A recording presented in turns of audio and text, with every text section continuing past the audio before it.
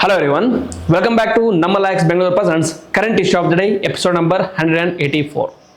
Today we'll discuss a new scheme. That scheme is said to be an important scheme for empowerment of minorities. So we'll discuss what this scheme is and which ministry launched this scheme and also what are the expected outcomes. Along with this, we'll also discuss another important scheme, that is PM Vikas, and we'll discuss what are the components, significance and all the other things related to PM Vikas scheme. So today the scheme which we'll discuss for the first is Matsya Shakti project. In CID 184 we'll discuss Matsya Shakti project and also everything related to PM Vikas. So the context is, this scheme was recently launched by Union Minister of State for Fisheries, Animal Husbandry and Dairying. By now you might have understood what this scheme is related to. It is related to fisheries, since the name itself suggests Matsya Shakti. But what does that Shakti connotes?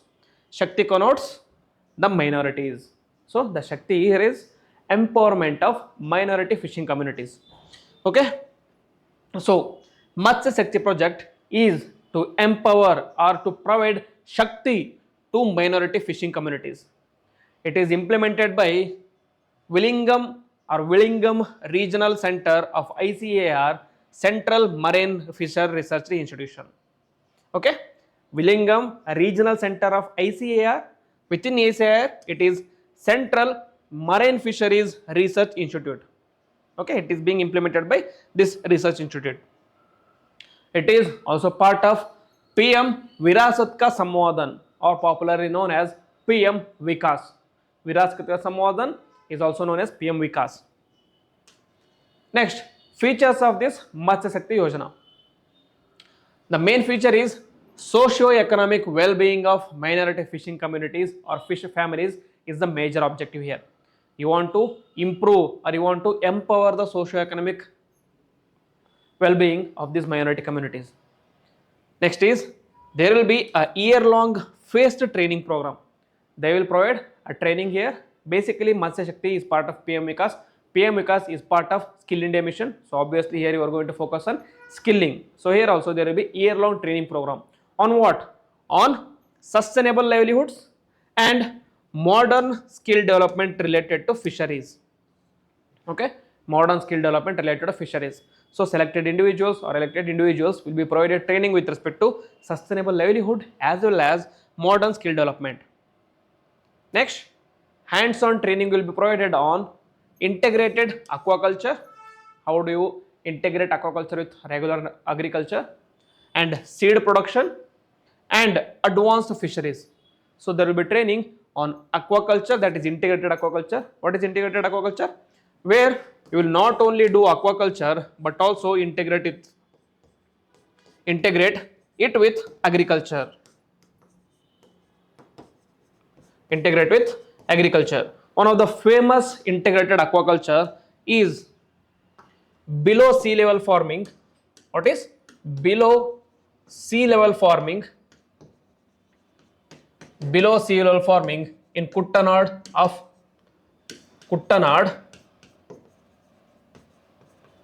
Kerala.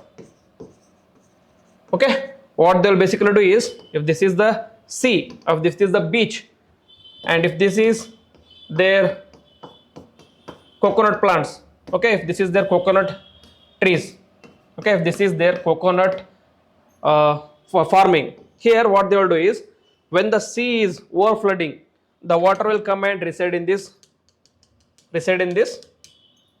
particular farm, that farm which is housing coconut trees. Here what they will do is, along with this farming they will also include ducks. Okay, so this is the duck for example for now. So they will also allow the ducks to rear here. Once the ducks are rearing here, they will feed on the insects, they will feed on the whatever the feedstock that is being provided by the farmers. Once the feedstock is provided, when the water level is below, what they will do is, they will take this ducks out and then they will sell the ducks. They will either sell the ducks or sell the ducks eggs. Okay, ducks, while they are here, they will provide or they release their excreta, which will act as compost or fertilizer for these particular plants. Okay, they can either grow these coconut, or they can either grow rice or paddy, etc. Okay, so this is called as integrated aquaculture, as integrated farming. Ducks, coconut trees, along with that you can also go for farming of paddy. So this is how below sea level farming is done in Kuttanad. This is also called as, or this is also part of India's agricultural heritage site. India's agricultural heritage site.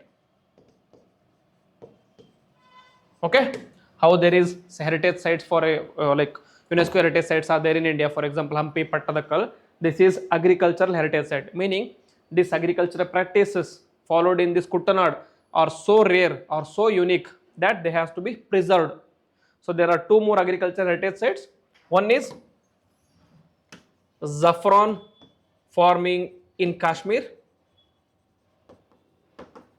Then other is Koraput farming in Odisha. So these three farming methods are considered or known as important agricultural heritage practices or sites, meaning they have to be preserved. Okay, so this is an example of integrated aquaculture, and they will also be provided training on seed production, and they will also be provided training on advanced fisheries. Okay, next is we will discuss about PM Vikas. What is PM Vikas? It is Pradhan Mantri Virasat Ka Samvardhan. Here, this is launched by Ministry of Minority Affairs, and it is a central sector scheme, meaning 100% of the funding will be by the center. Okay, that is what central sector is. Center sponsored is, it will be divided by center and the states. Next, part of PM Vikas Yojana is mainly focused on skill development, and the second is leadership training on entrepreneurship. Okay, so major focus on of PM Vikas is skill development and leadership training. Next, there are four major components of this. One is skill development, other is leadership or entrepreneurship, third is education, and fourth is infrastructure development. So skilling and training in traditional as well as non-traditional for majorly minority and vulnerable. Next is training of leadership in entrepreneurship for whom majorly women and also vulnerable section. Third is education, for whom? For the students who have been the dropouts.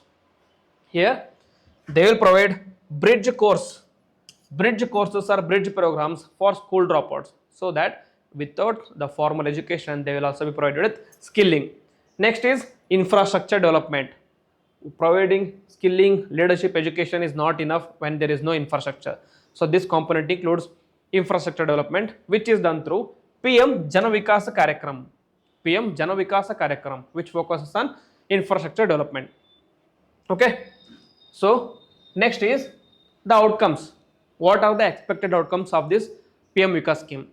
It is expected to benefit 9 lakh people during the 15th finance year commission cycle. Okay, so it is a very famous or very auspicious initiative which focuses on providing skilling to so many people. Next is it consolidates 5 main schemes. Previously there are other schemes, now they have been subsumed under one scheme. What are those schemes? One is Seeko or Kamao. What are you going to see? Seeko is learn. What is Kamao? Kamao is earn. What you are going to learn here? Learn skills and then earn. Learn to earn. This was previously a scheme which was focused mainly on the minorities. Now this has been subsumed under PM Vikas. Next is Ustad scheme. What is Ustad? Ustad is upgrading skills and training in traditional arts or crafts for development. You have to upgrade yourself on skills through training in traditional arts and crafts for what? For development. Okay, that is Ustad scheme. Next is Hamari Dharobar, again focusing on traditional arts crafts. Then is Nai Roshni, and then is Nai Manzil. These are also skill training programs for minorities. Now all have been subsumed under PM Vikas scheme. Okay, and it integrates various ministries and other aspects as well, such as it integrates Skill India mission along with PM Vikas. Then it integrates Ministry of Women and Child Development. It integrates Ministry of Panchayat Raj. It integrates Ministry of Tourism, and also has integration of Ministry of Education. So every ministry are subsumed here, or not subsumed, they are integrated here, so that there is no duplication, so that there is more efficiency, so that there is more cooperation, so that there is better outcomes. So this is about Matsya Shakti and PM Vikas Yojana. If you have any doubts with respect to this particular topic, you can write down in the comment box. And if you like the video, then please hit the like button, comment on it, and also share with your friends. And if you're new to the channel, please subscribe to the channel and click on the bell icon so that you don't miss any notification. With this, I will end the class. Jai Hind, Jai Karnataka.